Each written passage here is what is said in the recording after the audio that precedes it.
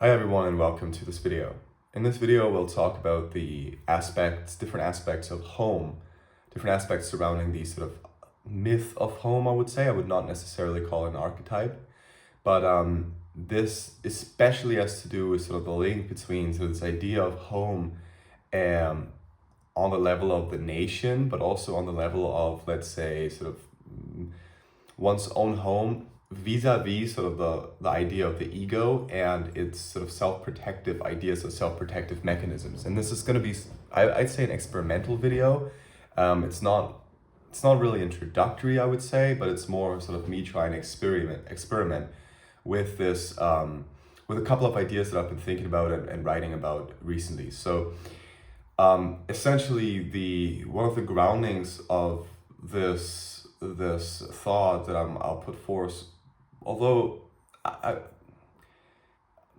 think I'm interpreting here as well, but it's to some extent the work is grounded in, or my own thinking about this is grounded in the work of Joachim Teveleit, who wrote a book on fascism and an analysis of sort of the fascist ideologies, images, myth to some extent as expressed in propaganda, and sort of the link to male fantasies, to the fantasies of the male actors within the at the base, you would say, sort of at the fundament of the fascist movement in Germany prior to World War II, especially in Weimar Republic. He wrote a lot. He analyzed the diaries of the Freikorps and other groups that would later play a role in the sort of in the establishment of the Third Reich. And he did all this from sort of the perspective of psychoanalysis. It's a pretty interesting piece of work. I do have to sort of say from the beginning on that Teveleit didn't express, at least to my knowledge, any association or affiliation with Jungian thought. So he's more, in his later work, he says that he initially started out sort of from the fundament of Freudian psychoanalysis, and then sort of worked his way over to like Deleuzian psychoanalysis or anti-psychoanalysis, if you will, and found some sort of pathways to formulating or to analyzing the material at hand in a way that was productive to him. Although I would say that some of the aspects that he analyzes and puts forth can also be viewed in Jungian concepts or from a Jungian vantage point. And I would say that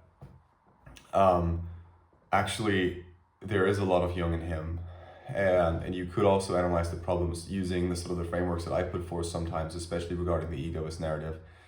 And I actually am developing a book at the moment that will where this will play a role to some extent. I'll have to see how to make this introductory enough. I did write about this a little bit in my PhD, so but this was on another sort of focus in general. So anyways, in this video we'll focus on this aspect of home in specific, because I do want to also build a bridge between sort of home, sacrifice, protection, sort of life and death within this sort of the space of this hut, and the ego's tyranny, and sort of this idea that the question, I think, first of all, what is home, will be important to us, and then sort of how do we link this to other discussions we've had previously. Before we'll get into this, I'd like to say, if you have any questions, if you have any comments or thoughts, then please do leave a comment below. Do subscribe to the channel if you think this content is good and helpful, and of course give it a thumbs up to boost the algorithm, and also give me feedback. Honestly, like if I see someone likes the video, then that's helpful, to me. Okay, noting down timestamps here.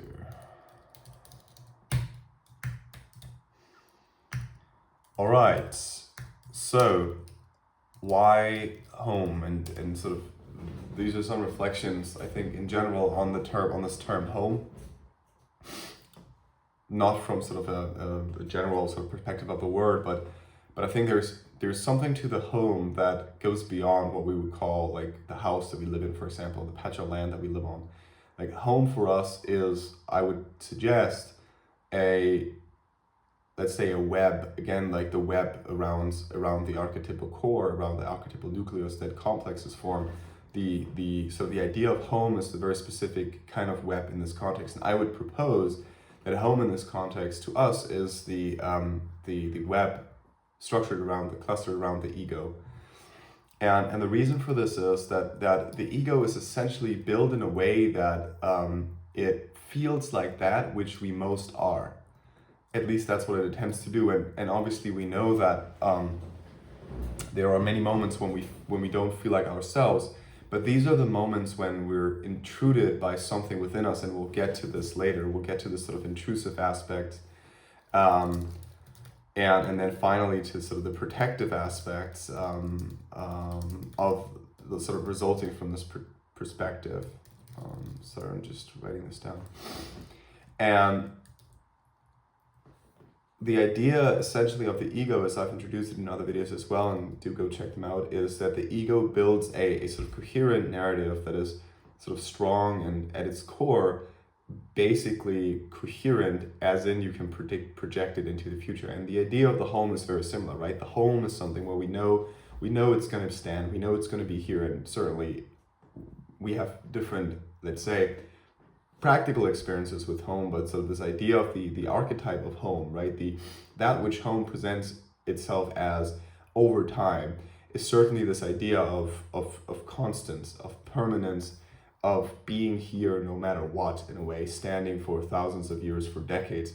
And this is where home also comes in as sort of this aspect of the motherland, which is sort of something we would like to carry into the future, I would say, to some extent, something that we, in any case, associate a certain familiarity with. And I think what is really important for me to highlight here is that this familiarity is entirely fictional, because we, certainly with something like the motherland, but also with something even as sort of small or small as ourselves, our own identity, our ego, if you will, we cannot grasp its complexity. The complexity of that at hand is incredible. It's infinite, right? And this is, you already see this when we think about something like let's say something like a plant or a tree, a specific kind of tree. You'd think, if you're a biologist, you'd think you'd know everything about certain types of trees. Let's say a birch tree. You're an expert of the birch, but you can never grasp the reality of all birch trees that exist in the world, and you'll always find anomalies. And this is even more pertinent in dynamic systems like, the ego or like a nation. And here, I think what I want to highlight with this is this reductionist tendency of the ego. The ego always reduces that which it encounters in order to fit its own continuity, and therefore it also reduces its own concept, like the concept of itself, into this, collapses this into this sort of definite statement of, this is who I am, this is what I am, and I'll project this into the future. And there's a lot, and I haven't made a video on this yet. I will at some point. I'm still trying to formulate the right words, but I think about the ego as a narrated body, right? And the narrated body, the narrative I've talked about a lot. You can find this on the channel, but narrated body in specific plays upon this idea of the home, because the body for us, right, the body that we exist in, at least in a healthy body, a body we can use, is sort of the base of our experience, the fundament from which we go out into the world and explore. It's, if you will, that which is most endowed or most covered in signifiers.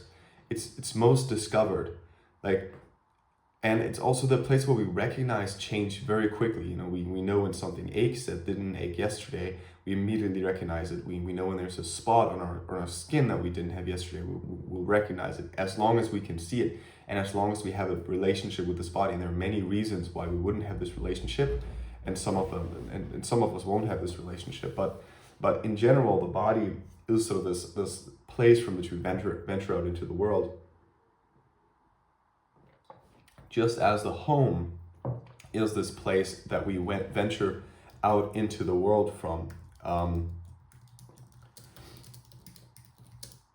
Okay, here another. Sorry, I always have to write down the timestamps so that later you have chapter headings, because I can never predict how long a certain section of the video is going to take.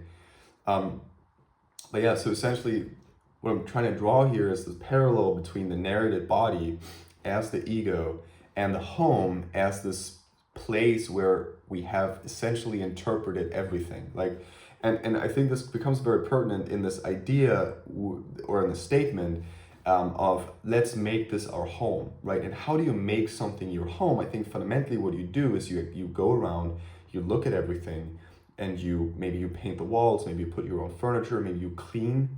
But it's essentially a process of discovering and sort of obsessively, like the animal that pees in every corner of its territory. We as humans, we don't usually pee in the corners of our houses, but we do leave our own mark. We want to paint, we want to put furniture, maybe we want to burn incense or whatever you do as a ritual when you come into a new place. And this tendency even spreads to hotel rooms where we go, and the first thing we do is we want to put our clothes into the wardrobe. Maybe we'll go and turn the heater to a certain temperature. Like we have these axioms based on which we can figure out, okay, well, this is the minimum of comfort or the minimum of me that I have to sort of put into this externality.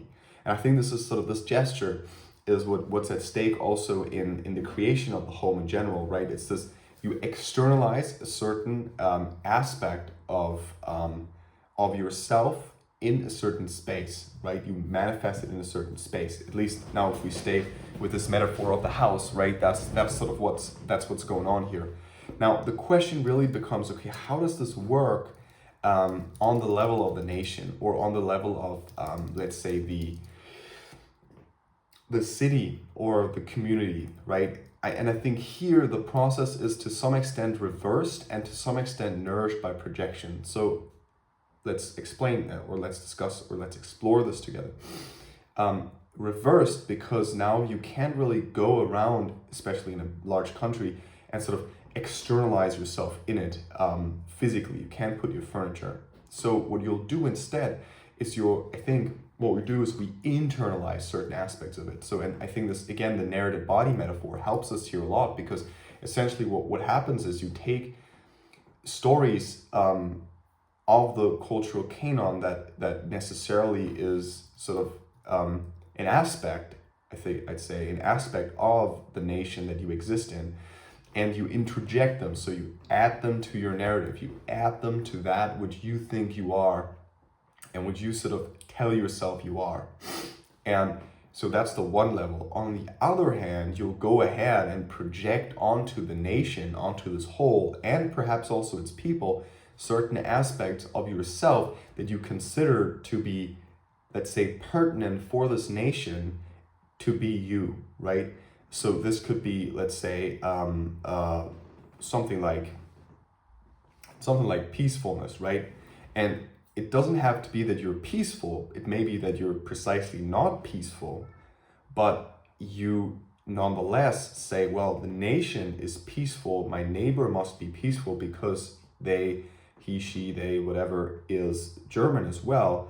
And therefore, I assume, right, exactly. And based on that, you build a rapport and you build sort of the structure that you then call home on this extrapolated level of the nation, I think. And this analysis is far from being conclusive, but I do think those mechanisms are at stake, right? Especially the first, where you sort of we supplement our own narrative, the narrative about ourselves, our own narrative body, with these sort of narratives, this continual narrative. And I think, just on a side note, there's something very, I think, worrying going on, and Jung highlighted this throughout his work, where Jung essentially, he said that we now today, we think we can be people without a history.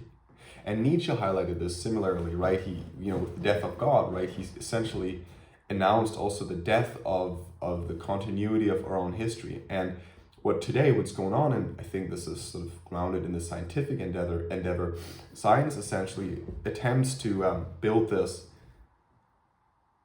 let's say, transcendent truth based on its own control, in a way, right? Science says, well, there is this transcendent truth. It has nothing to do with us as humans. It's entirely detached from humans, thus transcendent, right?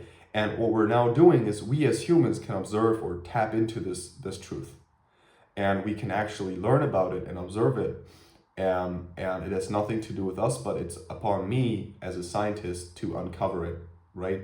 And therefore, everything that we as humans have done is sort of superstition, all the myth, and the only myth that we actually need is the scientific one, right? So that's sort of the proposition, right? And Jung said that with this perspective, and especially this sort of consequential turn against the study of the human context, the products of the psyche that he highlighted in his work and studied in his work, is extremely dangerous, because we essentially uproot ourselves entirely, not as individuals. It's not like, oh, okay, well, my own cultural canon, maybe I don't agree with my parents, I'll run away from home, I'll go to another country and try to set foot there. That's pathological on an individual level to some extent, but on the cultural level, to sort of say entirely to turn away entirely from the roots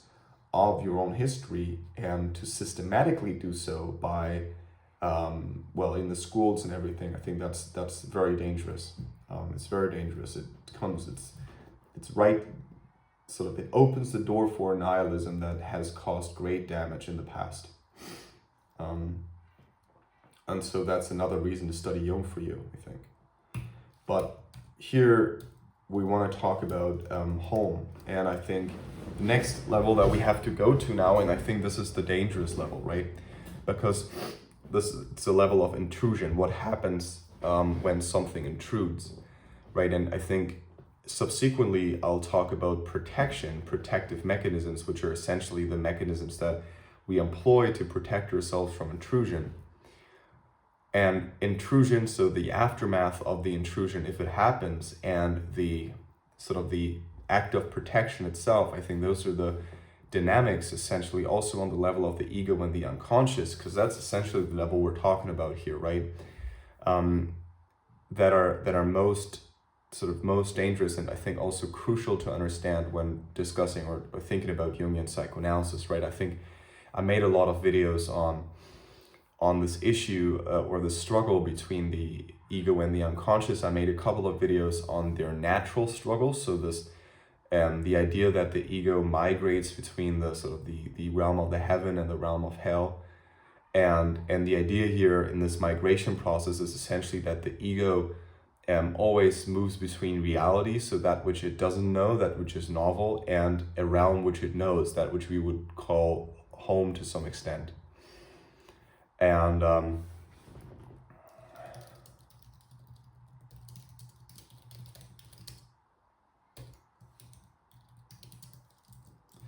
I'm just writing down because I want to say something later about this, about sort of this idea of home as the archetypes. But this is the sort of the natural movement. Now, the struggle of the ego and the unconscious is obviously that the ego is the structure that always attempts to be self-same, right? The ego doesn't have an interest in change. It doesn't want to change. It wants to be stable and coherent. The best thing that could happen to the ego is if the unconscious would just not exist, right? Of course, the ego doesn't have this choice. Of course, the ego is to a large extent constituted by the unconscious, right? And pulled by it, by the personal unconscious especially, and by the collective unconscious to some extent. It can close itself down essentially, and that's why this struggle arises, right? Ultimately.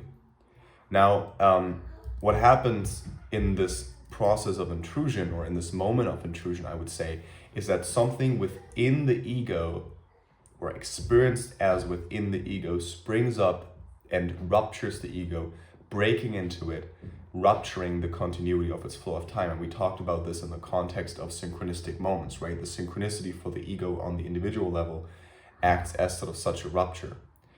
But on the level of the nation, on the level of the home, on the level of the narrated body that we're talking about now, what the intrusion essentially stands for, what I want to frame it as here in this context, is this turning outward of something that is within. So really this idea of the ego thinking that it is all encompassing and everything is part of it. That's precisely what it attempts to do, right? The ego attempts to make everything its own, to interpret everything, and therefore to make everything ego, right? There's a perspective, and I think it's a valid perspective to some extent, where we could argue that there's nothing but the ego. And what this means is not that, for me at least, and that's why I don't like the perspective in the general discourse, this sort of this idealist perspective. There's nothing but consciousness, i.e. nothing but the ego. I don't like it in the common discourse because I think it doesn't mean that there's actually nothing but the ego. I think what it means is in my view, is that the ego wants it to be this way, right? The ego thinks ultimately that there is nothing but itself, and because we are bound to live within this reality as this sort of ego that goes out into the world and narrates, right? There is nothing but the ego to that extent. But we always see, and here comes this sort of intrusive aspect, that there are aspects of reality that rupture the continuity of the ego. And these aspects of reality are precisely what prove to us, or what highlight to us, that there is something beyond the ego, something we would call the collective unconscious, because we can consider the personal unconscious essentially to be a part of the ego. And now this precise process of intrusion, in the context of today's video, in the context of the home, is what I would refer to as sort of the stranger that comes up from inside. And Jean-Luc Nancy has written a great paper on this in the context of receiving a heart implant. Jean-Luc Nancy is a philosopher, French philosopher, contemporary philosopher, died a couple years ago, I think. And he received a heart transplant, and he talked about the fact that this heart transplant, or the aftermath of it when he woke up, highlighted to him this incredible moment where he realized that the organs that he lives with, right, are not his own ever, right? Even before the heart transplant. Because the question is really like, what does it mean for something to be your own? And again, I've talked about this in other videos, and I think I'm punctuating this point here quite well. At least to me, it feels like it's clear. But I don't know. Please do comment if you think it's clear. But this idea essentially that the ego thinks everything that it possesses or attempts to possess is its own, but it's not. It's all strained, like it's all foreign. There's nothing that we are, beyond the fact that we're everything. And I think, and this is not a Buddhist notion. I get and there was a comment the other day that this would just be akin to Buddhism, but I don't think it's akin to Buddhism. I think the idea is, because Buddhism has this idea that you then have to let go or realize this by simply letting go of the attachments on things and everything. I think that's not the path, that's not the way forward, because you can't let go, it doesn't work. You can't, you exist with this ego, and since you exist with this ego, you live through it always at any moment in time. But the fact that you do that doesn't mean that the ego has anything that it actually controls. And this doesn't mean in turn that the ego has no substance, as Buddhism would suggest, right? The ego has substance, however, it doesn't control the substance. And this aspect, or this moment of intrusion, is precisely the idea, the moment in which this non-possession reveals itself to the ego that thinks it possesses and always attempts to possess, right? It's the moment when you realize that actually your wife, that you always thought was going to be the same today as she is tomorrow, actually turns out to be something entirely different, right? That she surprises you with something, and you're like, oh wait, actually you weren't this dead thing that I wanted to control. And this now brings us to the work of Tevelite, and it brings us also to sort of this headline that I call the protection, the protective aspect. So what does the ego do against this threat of intrusion? Because ultimately, right, intrusion is threatening because it may break down the ego in its entirety. And I made videos on this, talking about trauma, talking about ego death.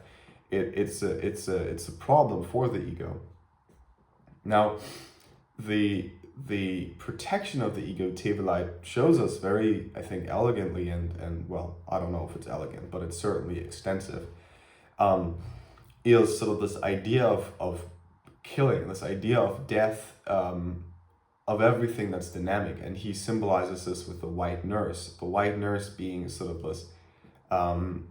this he says that sort of the ideal German woman at that time, that's, you know, almost, and he uses the terms male and female here, male as sort of this constant non-dynamic, female as this dynamic, changing, and this is not, doesn't have anything, I don't know how he comes up with these terms, he develops them throughout his book, but the idea is that essentially the male force becomes an aspect or reflection of the ego, right? And again, in Jung, I think the male force is largely associated with the animos, and the animos sort of is associated with consciousness, and the rise of consciousness, while the anima sort of is sort of associated, at least for the man, with the unconscious. And again, since Tevelite argues also from the vantage point of these men at the time, I think we may apply this here in this context as well. And his idea is here that essentially the men attempt to make the women, who would have more of this female energy that drives you towards the unconscious, drives you towards this sort of this chaotic force, if you will, are essentially silenced and killed. And essentially, I mean, this is what we can say rendered, or ego-fied, rendered immovable, if you will. And this immovability is precisely this, is precisely what I wanted to sort of talk about also earlier, which is sort of the tyranny of the ego, right? The ego attempting to make everything around it immobile and immovable, right? The idea that nothing should move, and that the biggest fear of the ego on the one hand is anything intruding, but, and this is, I think, this is what Tevelite brilliantly works out, and this is where Jung isn't really strong. The destruction of the ego is also at the same, its biggest fear, but at the same time also its biggest desire. And let's just write this down. And I think this is an incredibly elegant point, because basically what he portrays is that those men are very afraid of the sort of this dynamic, right? But at the same time, what they want, well, there's an incredible impotence behind it, right? But on the other hand, what they seek is sort of this idea of the grenade just destroying everything violently, unveiling the inside of it, which is the most radical level of sort of highlighting this intrusion, this turning this inside out, right? And I think this is very elegant, and I think it shows you, when you think about sort of these contemporary movements, you know, the sort of the red pill movement, and sort of, you know, the Andrew Tates of this universe and so on. They have massive control issues, right? Like, they think essentially that they're able to control everything, and they're, you know, and precisely this control is glorified. Like, I control my destiny. Even again, Jordan Peterson makes this point over and over again.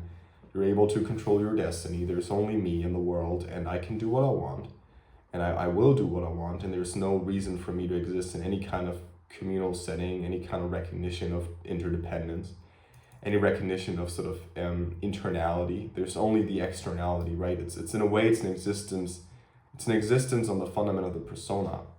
And that's fine, right? If you're a teenager, that's okay, I think. But as a societal level of success, that's difficult, right? And here, I think like, you have the destruction, right? The force of one's own, right? I mean, you would say in Lacanian terms, you would say sort of the orgasm as the moment of letting go, the moment of release. And Tevelite discusses this as well. But the orgasm, properly speaking, for Tevelite, and there's great quotes, and I'll do videos on Tevelite separately, but the orgasm is death, right? It's not the satisfactory orgasm that occurs in the healthy psyche, let's say, where you have a release and sort of a pressure is sort of released from a certain vent. And then you have a continuity. No, for those men, the orgasm itself is perverted into a moment of total destruction, into this moment of violent, again, control. Like I kill, and that's what I do. And well, it's very dangerous. And again, let's conclude this video at this stage and sort of return to this question of home. I think we've went down a long trajectory. But ultimately, home on the level of the nation, on the level of the personal level, is ultimately protected with this violent approach that also highlights then the desire of the precise ego that is protecting the home, right? And I think that's something to ponder upon, something to think about.